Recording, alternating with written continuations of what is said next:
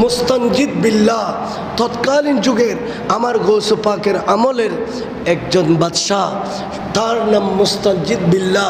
সে বিদেশে সফরে যাবে, ব্যবসা করার জন্য যাবে। উনি আমার গৌসে পাকের দরবারে উনি 11 বস্তা স্বর্ণের আশরাফি নিয়ে এলেন, 11 বস্তা টাকা নিয়ে এলেন আমার গৌসে পাক থেকে দোয়া নেওয়ার জন্য। আমার গৌসে পাক আব্দুল কাদের জিলানী রাদিয়াল্লাহু আনহু উনি বাদশাকে বললেন, বাদশাহ তোমার জন্য দোয়া থাকবে, তবে তোমার টাকা পয়সা এগুলি আমার দরকার নাই, এগুলি আমি নেব না। বাদশাহ বললেন, হুজুর একটু নেন, আমি বহুত কষ্ট করে আপনার জন্য আমি এই তোহফাগুলি এনেছি। গৌসে পাক বললেন, আমি নেব না। বাদশাহ যখন অনুনয় বিনয় করে বললেন, তখন আমার গৌসে পাক ওই বস্তাগুলি গ্রহণ করলেন। একটা বস্তা খুলে ওখান থেকে একটা স্বর্ণের আশরাফি হাতে নিলেন। স্বর্ণের আশরাফি হাতে নিয়ে এটাকে যখন এইভাবে যে নিজের হাত দিয়ে চিপানো শুরু করে দিলেন, এটা ছিল স্বর্ণের আশরাফি, কিন্তু এখান থেকে তাজা রক্ত খুন বের হচ্ছে। এইভাবে একটা একটা করে গৌসে আজম দস্তগীর স্বর্ণের আশরাফিটা হাতে নিয়ে নিয়ে এইভাবে চিবাচ্ছিলেন, আর ওখান থেকে তাজা রক্ত বের হচ্ছে। বাদশাহ আশ্চর্য হয়ে গেছে। আমার গৌসে পাক বলেন, বাদশাহ তুমি এই ইরাকের জমিনের বাদশাহ হতে পারো, তুমি মন্ত্রী হতে পারো, তুমি আজকের রাজত্ব ধরে রেখেছো। গরিব মেথি এতিম মিসকিন অনাথ নিঃস্ব যারা আছে এদের সমস্ত সম্পদকে শোষণ করে, এদের সম্পদকে লুট করে তুমি আজকে সম্পদশালী হয়েছো, তুমি আজকে দেশের প্রধানমন্ত্রী হয়েছো। জনগণের টাকা লুট করে তুমি এই সম্পত্তির মালিক হয়েছো। এটা তো সম্পূর্ণভাবে অন্যায়। এটা আমি আল্লাহর একজন মাহবুব বন্ধা হয়ে গ্রহণ করতে পারি না। জোরে বলেন না সুবহানাল্লাহ।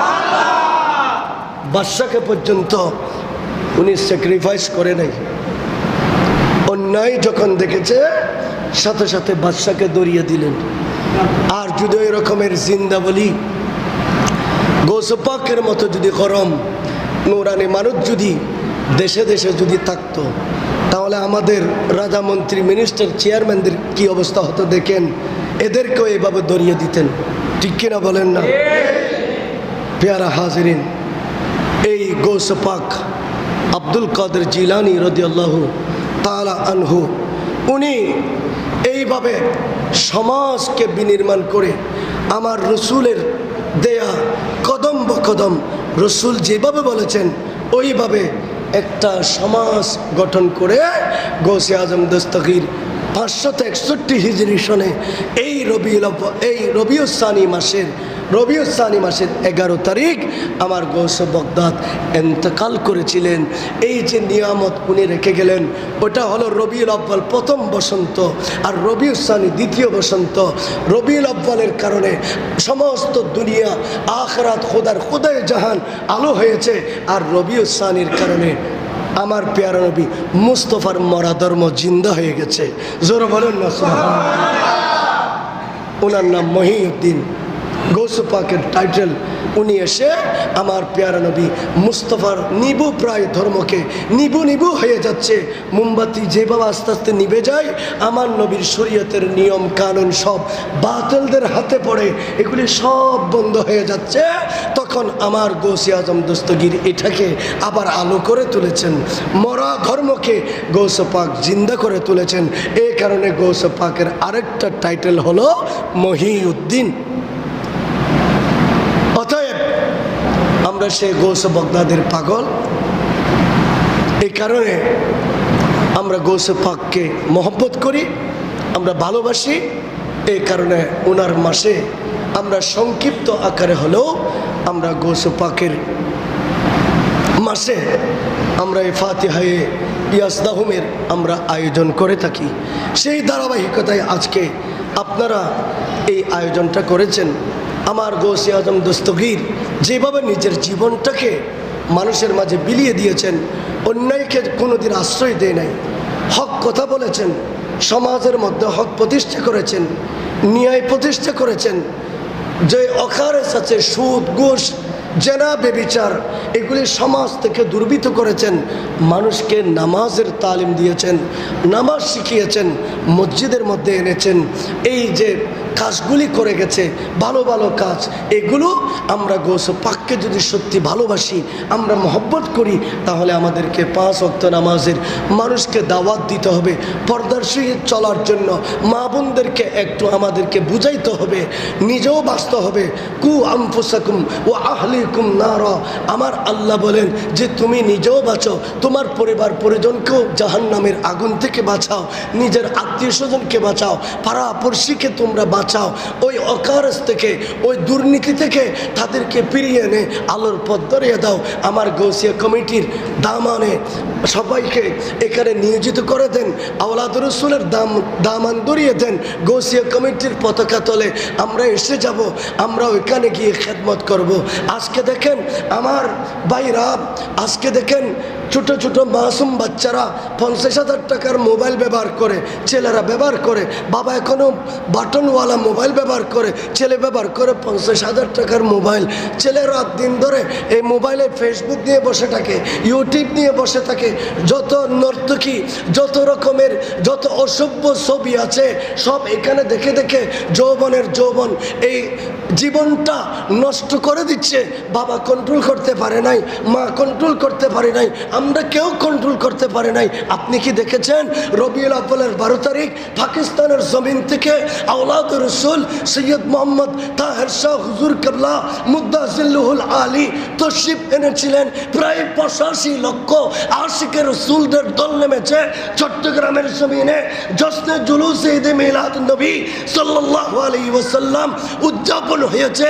লাখ লাখ এই মানুষের মধ্যে যুবকরা, কতগুলি যুবক কি দেখেছেন যাদের মুখে দাঁড়িয়ে আছে, মাথায় পাগড়ি আছে, পায়জামা আছে, জুব্বা আছে, তাদের হাতে সবচুকুম্বিদের আমার প্যারা নবী মুস্তাফার একটা নূরানি পতাকা আছে, জুলুস ময়দানে দাঁড়িয়ে আছে। তখন যখন দেখি মন ভরে যায়। হে যুবক, তোমাকে আজকে এই পথ কে ধরিয়ে দিয়েছে? তোমার মতন আরেকজন যুবক নষ্ট হয়ে যাচ্ছে, মুখে দাঁড়িয়ে নাই, তার জীবন যাচ্ছে সমুদ্র সৈকতে, তার জীবন যাচ্ছে নর্তকীতে, তার জীবন যাচ্ছে ফেসবুকে। তুমি ওইখান থেকে এখানে কে ফিরিয়ে এনেছে? তোমার মা, তোমার বাবা, তোমার নানা, তোমার আত্মীয় স্বজন। সে বলে কেউ আমাকে দিতে পারে নাই, আমাকে একটা জান্নাতি জীবন দিয়েছে আল্লাহর বলিরা। জোরে বলেন না সুবহানাল্লাহ। আওলাদ রাসূলরা আমাদেরকে এই জীবনটা দিয়েছে, ঠিক কিনা বলেন না? এভাবে ওলি আল্লাহদের পথে চললে ইত্তাবি সাবিলা মান আনাবা ইলাইয়া, আমার আল্লাহ বলেছেন ওই পথ ধরে চলো যেই পথে ওনারা চলে আল্লাহ পর্যন্ত পৌঁছে গিয়েছেন, আর তোমাদেরকেও যেন আল্লাহ পর্যন্ত পৌঁছে দিতে পারে। তোমরা সেই পথ ধরে তাদেরকে অনুসরণ করে চলো। জোরে বলেন না সুবহানাল্লাহ। আল্লাহ পাক আমাদেরকে ওলি আল্লাহদের পথ ধরে পদাঙ্ক অনুসরণ করে চলার তৌফিক দান করুন। সকলে বলি আমিন, আরো জোরে বলি আমিন।